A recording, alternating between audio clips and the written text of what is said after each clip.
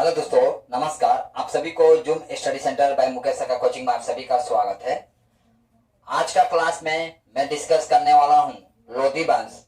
देखिए, लोधी वंश जो है दिल्ली सल्तनत काल के अंतर्गत आता है, जो कि दिल्ली सल्तनत काल के अंतर्गत देखा जाए तो 5 वंश आते हैं, जिसमें गुलाम वंश, खिजली वंश, तुगलक वंश, सैयद वंश और लोधी वंश जो है, जो कि दिल्ली सल्तनत काल का अंतिम वंश है।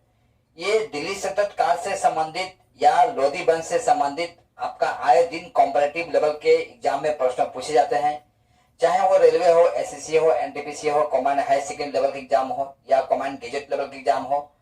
तो समय ना गंवाते हुए हम टॉपिक्स की ओर बढ़ना चाहूंगा। इससे पहले आप सभी से आग्रह है, यदि आप नए हैं तो मेरे चैनल को सब्सक्राइब कर दीजिए और इस सेशन में अंत तक बना रहिएगा। वीडियो स्किप करके मत देखिएगा, संभवतः ये क्लास जो है बड़ा हो सकता है और आपका कॉम्पिटिटिव लेवल के एग्जाम के लिए जिसे देखा जाए तो ये सेशन जो है आपके लिए अत्यधिक इंपॉर्टेंट होने जा रहा है। तो देखिए, जिस तरह से हम लोग जानते हैं दिल्ली सल्तनत काल के अंतर्गत आपका 5 वंश आते हैं। ठीक है, दिल्ली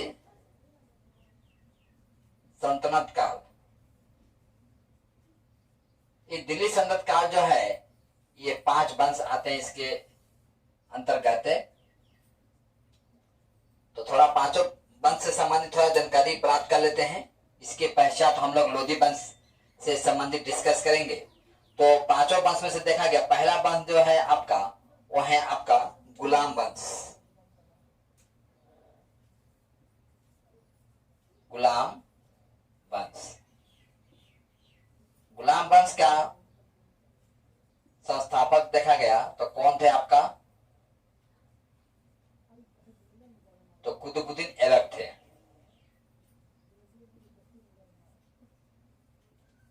कुतुबुद्दीन ऐबक। गुलाम वंश जो है आपका 1206 ईस्वी से आपका 1266 ईस्वी तक रहता है, यानी 1206 से लेकर 1266 ईस्वी तक आपका गुलाम वंश रहता है। गुलाम वंश के पश्चात आता है आपका खिलजी वंश। खिलजी वंश जिसका संस्थापक आपका था, ये थे आपका जलाउद्दीन फिरोज, इसका संस्थापक थे। और खिलजी वंश जो है आपका 1290 से लेकर आपका 1320 ईस्वी तक रहता है। इसके पश्चात आता है आपका तुगलक वंश।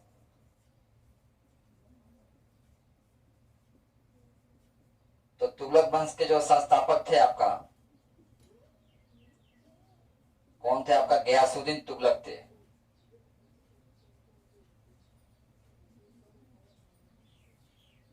गयासुद्दीन तुगलक। और ये तुगलक वंश जो है आपका 1320 ईस्वी से लेकर 1398 ईस्वी तक रहता है। इसके पश्चात आता है आपका सैयद वंश। सैयद वंश, इसका संस्थापक देखा गया आपका तो कौन थे? आपका खीज खां थे। खीज खां इसका संस्थापक थे। यह वंश जो है आपका 14 ईस्वी से लेकर 1451 ईस्वी तक रहता है।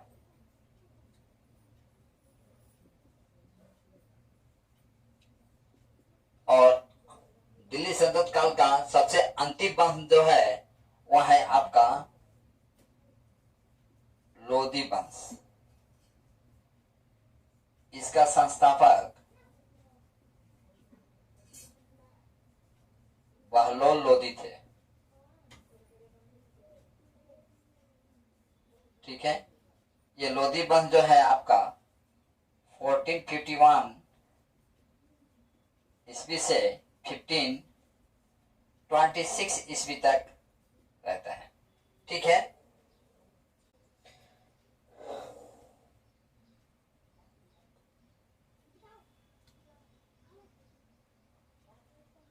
देखिए, कभी कभी ये वंश से संबंधित आपका परीक्षा में प्रश्न पूछा गया है, तो ये सारे वंशों को मैं क्रमबद्ध तरीके से याद करने के लिए एक ट्रिक्स बनाता हूँ। हालांकि ट्रिक्स से ज्यादा पढ़ाई नहीं होता है, लेकिन फिर भी मैं आपको समझाने के लिए यहाँ ट्रिक्स बना रहा हूँ। तो ट्रिक्स देखिए मेरा ये है, गुलाम खेलो तुम सब, गुलाम खेलो तुम सब पर लाचार होकर नहीं,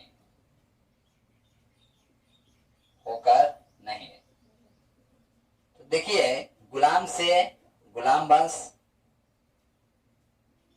खेलों से खिलजी वंश,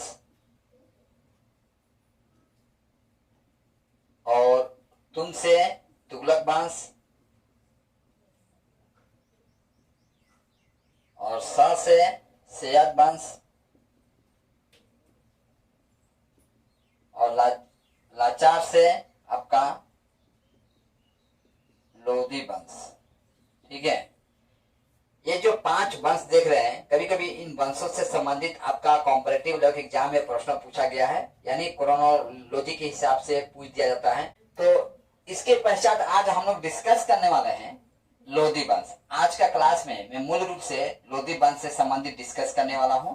तो देखिए, लोधी वंश, जैसे कि आप लोधी वंश को जानने से पहले मैं चाहूंगा इसका आप स्क्रीनशॉट ले लीजिए। देखिए, आपका लोधी वंश जिसके संस्थापक कौन थे, आपका बहलोल लोधी थे। ये लोधी वंश के संस्थापक थे। इन्होंने एक उपाधि धारण किया था, तो इनका उपाधि था आपका बहलोल शाहगाजी। ये उपाधि जो है आपका 19 अप्रैल 1451 ईस्वी में धारण किया था।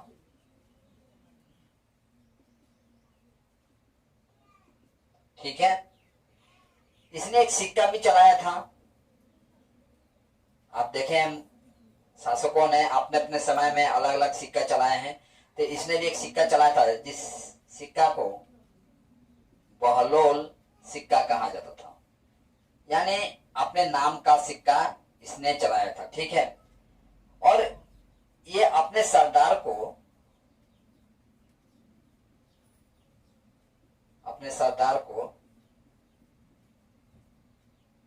मकसद ए अली कहकर पुकारा करता था। मकसद ए अली कहकर पुकारा करता था। और जब तक सरदार इसका खड़े रहते थे, तब तक ये भी खड़ा रहता था, यानी सरदार जब तक खड़ा रहते थे, वह खुद खड़ा रहता था।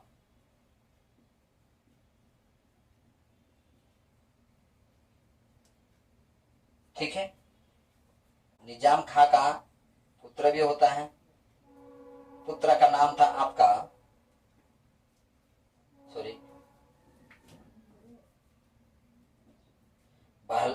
बहलोल लोधी का पुत्र होता है।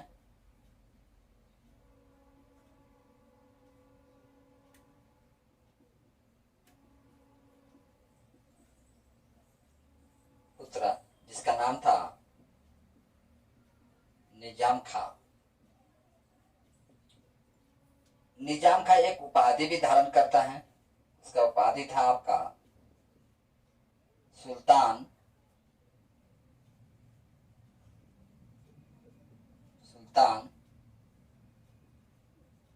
सिकंदर शाह।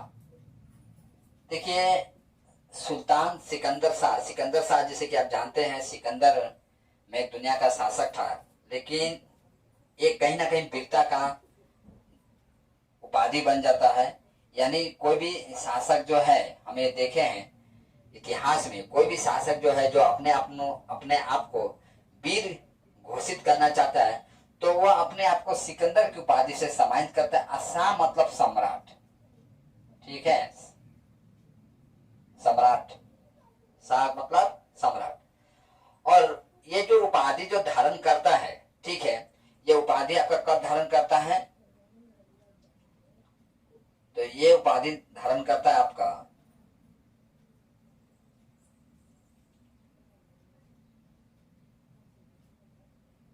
17 जुलाई 1489 ईस्वी में, ठीक है। और इसने आगरा शहर की स्थापना भी करता है। तो ये आपका 1504 यानी 1504 ईस्वी में आगरा शहर का स्थापना करता है।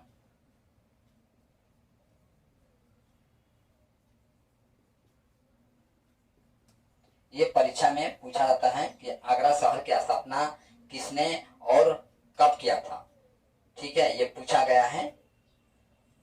और इसने अपना राजधानी भी आगरा बनाता है।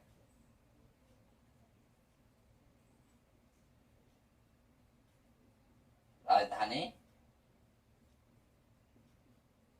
आगरा शहर में बनाता है।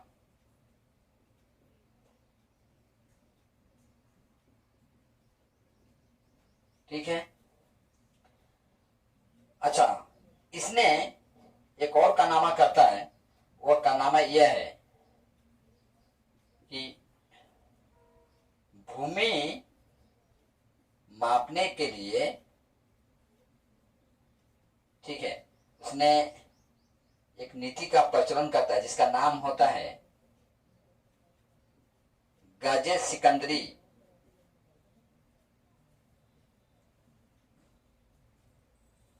गजे सिकंदरी का प्रचलन करता है, ठीक है। और निजाम खां जो है आपका संस्कृत भाषा में लिखा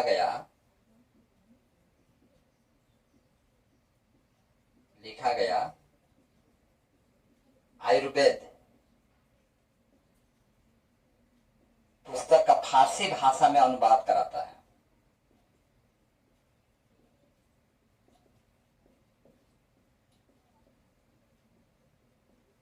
अनुवाद कराता है, ठीक है, जिसे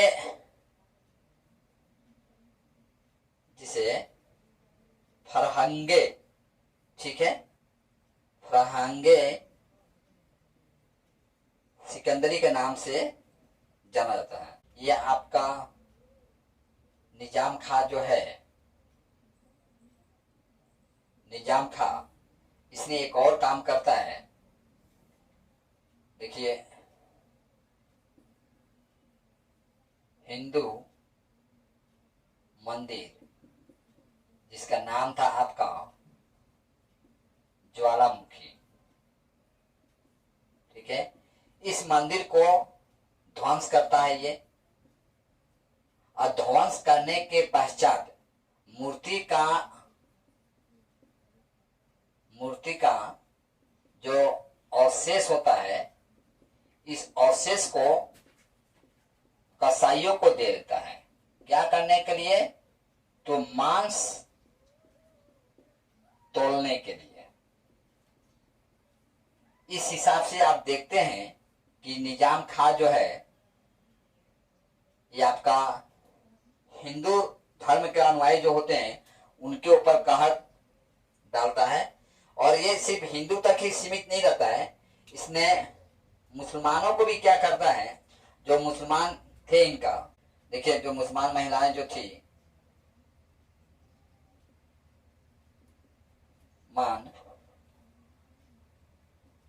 मुसलमानों को तजिया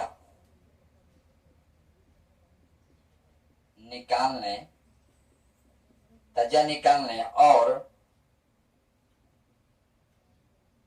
और मुसलमानों महिलाओं को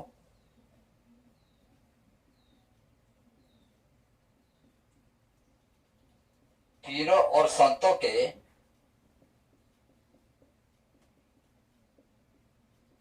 मजार पर जाने पर रोक लगा देता है।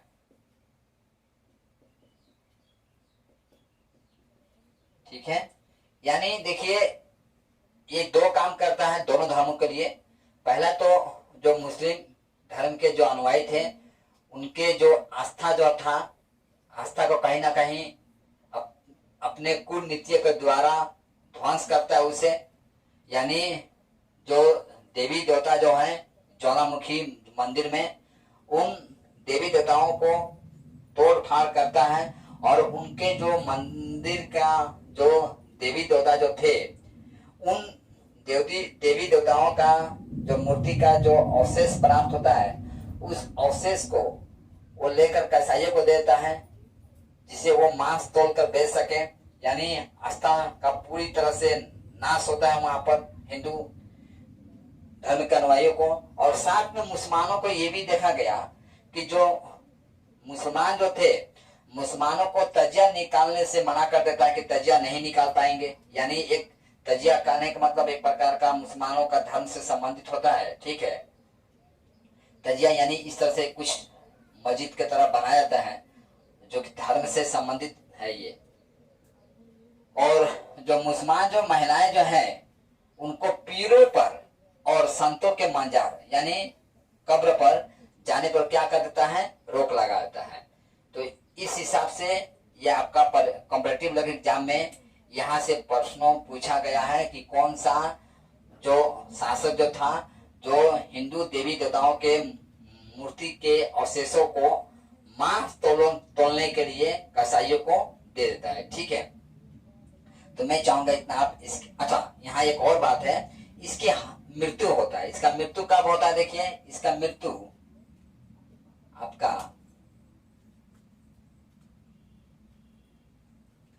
इसका मृत्यु 21 नवंबर आपका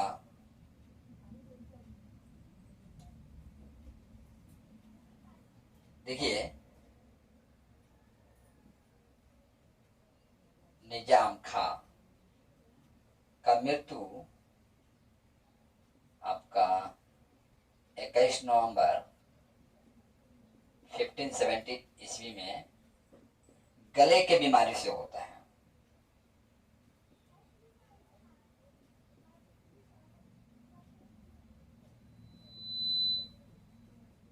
ठीक है, तो मैं चाहूंगा इतना आप स्क्रीनशॉट लीजिए, इसके पश्चात हम लोग आगे बढ़ते हैं।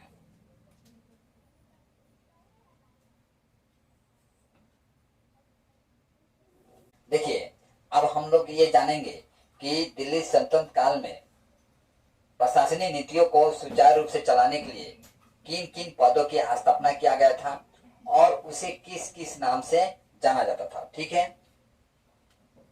तो मैं हेडिंग देता हूं आपका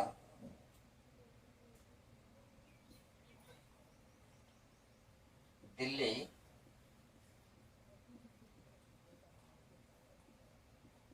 काल में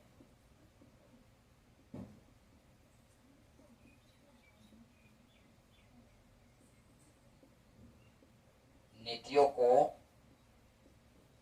किस किस किस नाम से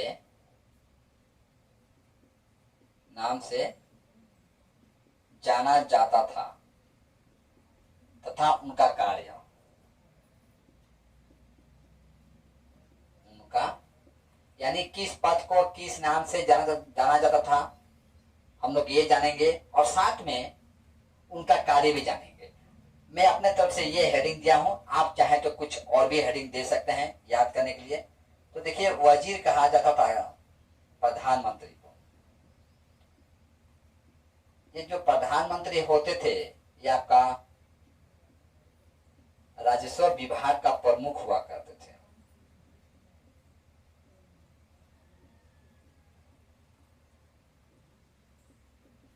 ठीक है, पहला महालेखाकार होते थे। महालेखाकार होते थे।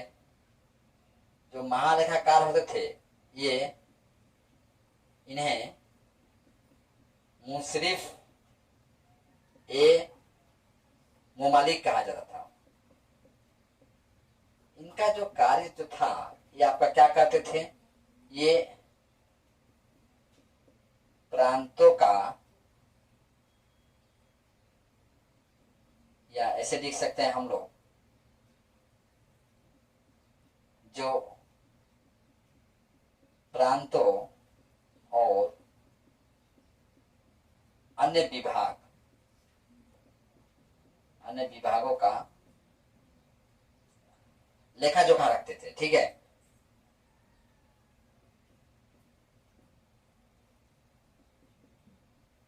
या हिसाब रखते थे।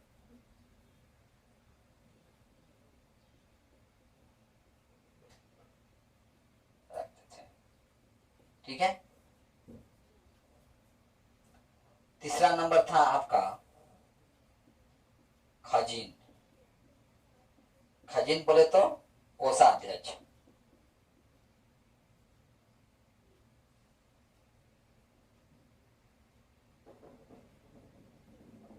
जिसे आप लोग कैशियर कहते हैं वर्तमान में। 4 नंबर पद था आपका सद्र उस सुदूर, यानी धर्म और दान विभाग का प्रमुख होते थे ये।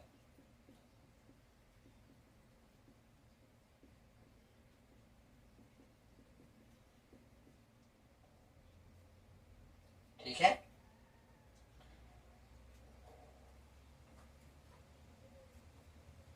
नंबर काजी उल कजात। काजी उल कजात जो थे ये आपका सुल्तान के बाद न्याय करने का अधिकार था इन्हें।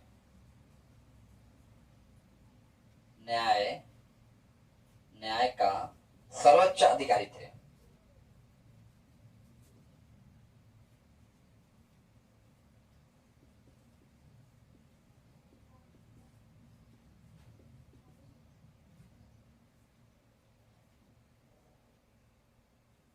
नंबर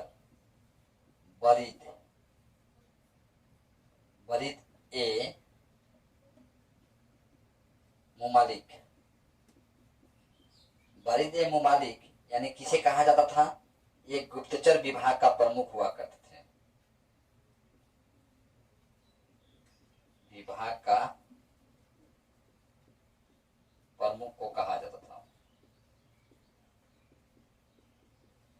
देखिए, मैं चाहूंगा इतना आप स्क्रीन शॉट ले लीजिए, इसके पश्चात हम लोग आगे की ओर बढ़ते हैं। देखिए, 7 नंबर पद जो था वो था आपका वकील ए खैरात। वकील ए जो खैरात था, आपका क्या काम था इसका, तो सुल्तान का व्यक्तिगत सेनाओं का देखभाल करता था।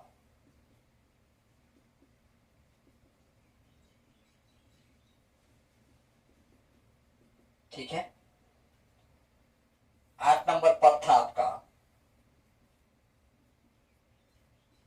दीवान ए बंदगार। दीवान ए बंदगार, इसका काम था आपका, दीवान ए बंदगार का ये दास विभाग था। यानी दासों का पूरा ब्यौरा जो है दीवान ए बंदगार रखता था। ठीक है, और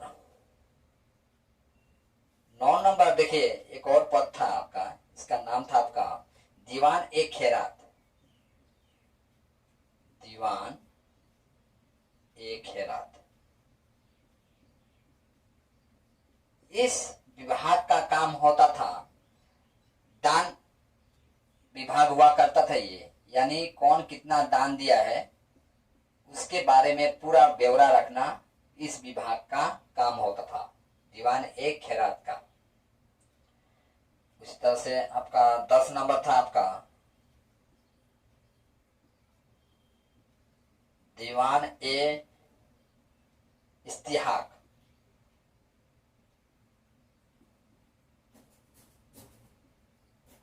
दीवान ए इस्तिहाक, ठीक है, जो कि पेंशन विभाग को कहा जाता था।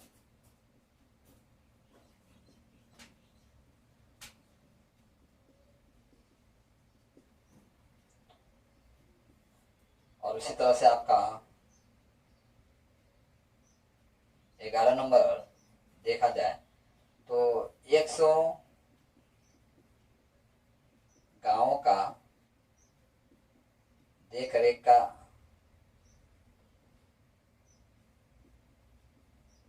जिम्मा जो है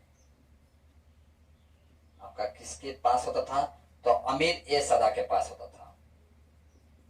अमीर ए सदा, यानी 100 गांवों का देख रेख का जो जिम्मा था आपका अमीर ए सदा के पास था, ठीक है। और सुल्तान की जो अस्थायी सेना होता था,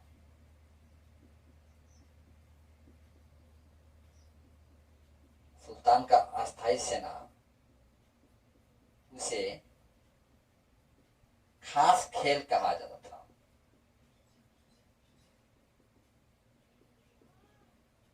ठीक है, तो इस तरह से हम लोग देखें कि प्रशासनिक नीति को क्या कहा जाता है दिल्ली सल्तनत काल में। अब मैं चाहूंगा इसका आप स्क्रीनशॉट लीजिए, इसके पश्चात हम आगे की तरफ बढ़ते हैं। देखिए,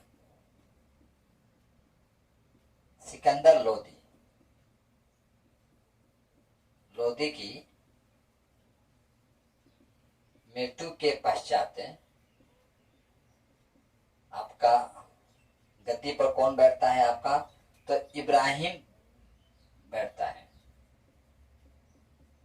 इब्राहिम, इसने एक उपाधि धारण करता है, तो इसका उपाधि था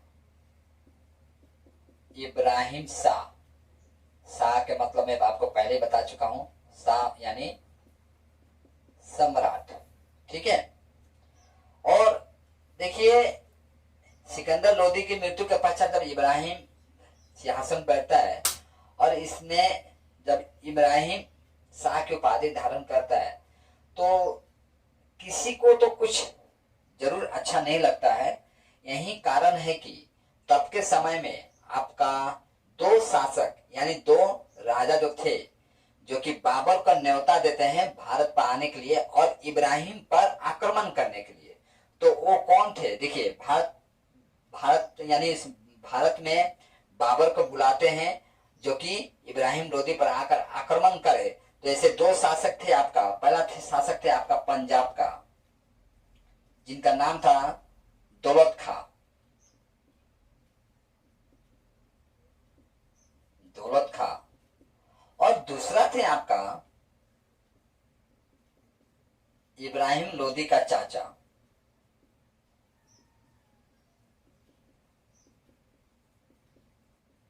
जिनका नाम था आपा आलम खां।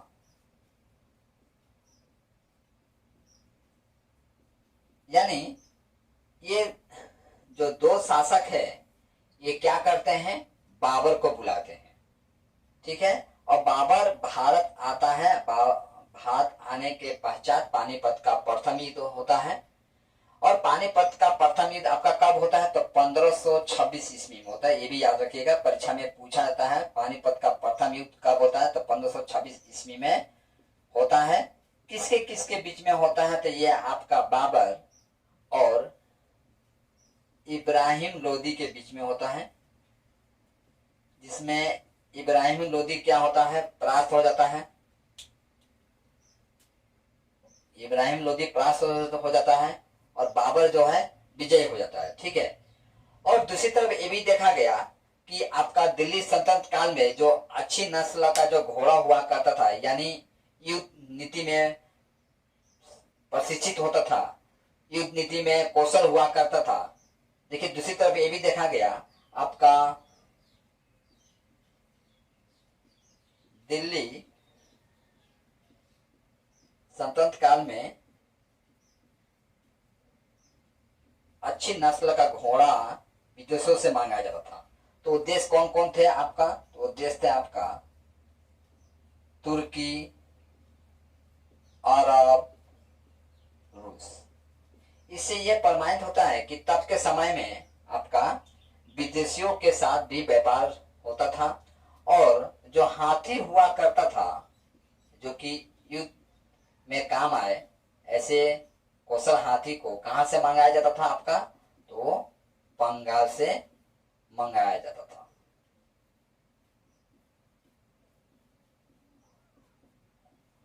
ठीक है। और दिल्ली सल्तनत काल का जो प्रशासनिक जो नीति हुआ करता था वो किसे फॉलो करके चलते थे? तो दिल्ली सल्तनत काल के जो प्रशासनिक जो नीतियां जो था, ये आपका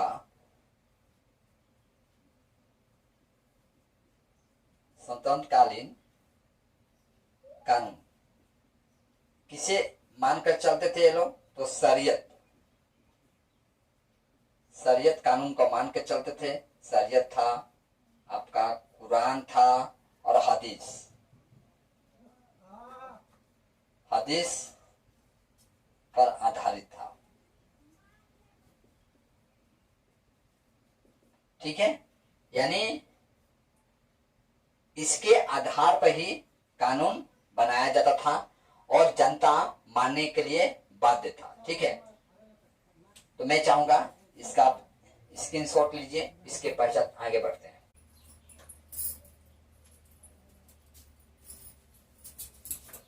देखिए,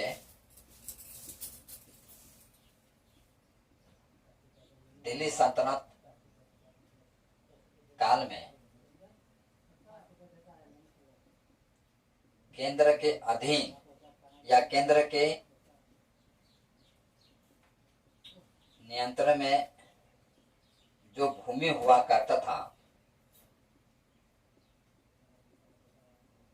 उसे खालसा भूमि कहा जाता था। ठीक है। कौन सा भूमि? खालसा भूमि। ठीक है। और अलाउद्दीन एक ऐसे शासक थे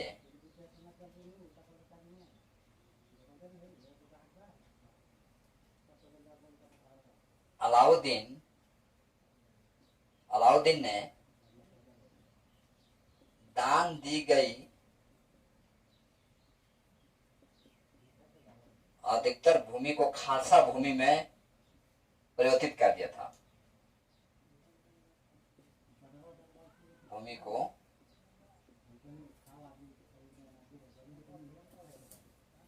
भूमि में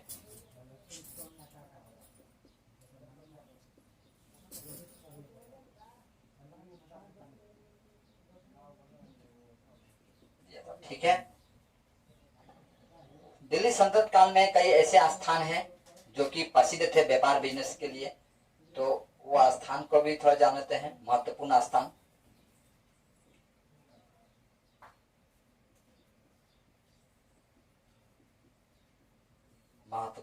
में आपका देखा गया आपका सतगांव था जो कि रेशमी रजाइयों के लिए प्रसिद्ध था।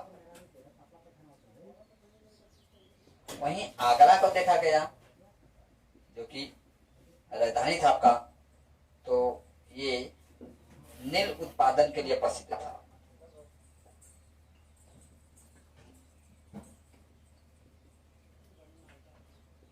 ठीक है। और बनारस जो है आपका, बनारस ये आपका सोना, चांदी एवं जड़ी के काम के लिए प्रसिद्ध था।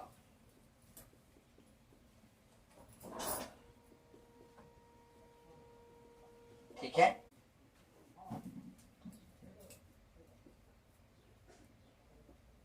देखिए, दिल्ली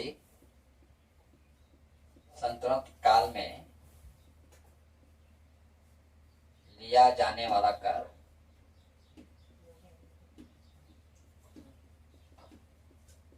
इसे अलग अलग नाम से जाना जाता है।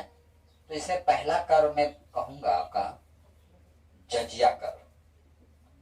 जजिया कर सबसे बदनाम कर है। ये जजिया कर बदनाम कर इसलिए है कि यह कर जो है आपका गैर मुसलमानों से लिया जाता था। गैर मुसलमानों पर धार्मिक कर था ये, यानी आप इस्लाम है तो आपके ऊपर में जजिया कर नहीं लगेगा, और आप इस्लाम नहीं है तो आपके ऊपर जजिया कर लगता था। चाहे आप सिख हो, जैन हो, क्रिश्चियन हो, कोई फर्क नहीं पड़ता है। यानी केवल इस्लाम को ही जजिया कर नहीं देना पड़ता था, और बाकी कोई भी धर्म से आप संबंध रखते हैं या कोई भी धर्म का अनुयायी है तो आपके ऊपर में जजिया कर लगना स्वाभाविक था, जिसे धार्मिक कर कहा गया था। और यदि किसी धर्म का आप अनुयायी हैं और इस्लाम धर्म आप स्वीकार कर लेते हैं तो तब आपको जजिया कर से मुक्ति मिलता था। ठीक है, इसीलिए जजिया कर क्या है, एक प्रकार का बदनाम कर है आपका दिल्ली सल्तनत काल में। हालांकि देखा गया कि कई शासक आए दिल्ली सल्तनत काल के पश्चात जजिया कर को समाप्त किए, लेकिन पुनः अपना भी लिए। इसमें से समाप्त करने में देखा जाए आपका मुगल डायनेस्टी में, जो कि अकबर था, समाप्त करता है लेकिन पुनः उसे अपना भी लेता है। और शाहजहां और जहांगीर एक दो ऐसे शासक है जो कि जजिया कर नहीं लगाते हैं। ठीक है, हालांकि देखिए मैं दिल्ली सल्तनत काल पढ़ा रहा हूं, लेकिन ये जो आप देख रहे नाम, ये नाम जो है आपका मुगल डायनेस्टी से संबंधित है, जजिया कर है, इसलिए मैं थोड़ा इसके बारे में डिस्कस कर देता हूं। हालांकि इसके लिए मैं एक अलग से सेशन लाऊंगा। नहीं लगाते हैं। अब वही औरंगजेब लगा देता है। औरंगजेब, देखिए औरंगजेब ऐसा पूर्व शासक था आपका मुगल डायनेस्टी में। माना जाता है कि यदि औरंगजेब नहीं होता तो मुगल डायनेस्टी और लंबे समय तक शासन करता। देखिए एक बार माना जाता है कि आपका जामा जो मस्जिद है, जामा मस्जिद से नमाज पढ़कर आपका औरंगजेब बाहर निकल रहा था, तो बाहर काफी भीड़ जमी हुई थी। यानी भीड़ इसलिए जमा हुआ था कि सभी लोग प्रार्थना कर रहे थे औरंगजेब से कि आप जो है हम लोग से जजिया कर मत लिया कीजिए, यानी जजिया कर को उठा दीजिए, हम लोग देने में सक्षम नहीं है। लेकिन औरंगजेब जो है उसका एक नहीं सुनता है और पूरे भीड़ के ऊपर में हाथी चला देता है, जिसमें हजारों की संख्या में लोग जो है गैर मुसलमान जो लोग थे वो कुचल कर अपना जान से हाथ धो बैठते हैं। ठीक है, तो ये औरंगजेब का कारनामा था जो कि कहीं से भी उचित नहीं था। खराज जो है ये भी एक प्रकार का कर था जो कि गैर जो मुस्लिम हुआ करते थे उनसे भूमि कर के रूप में लिया जाता था।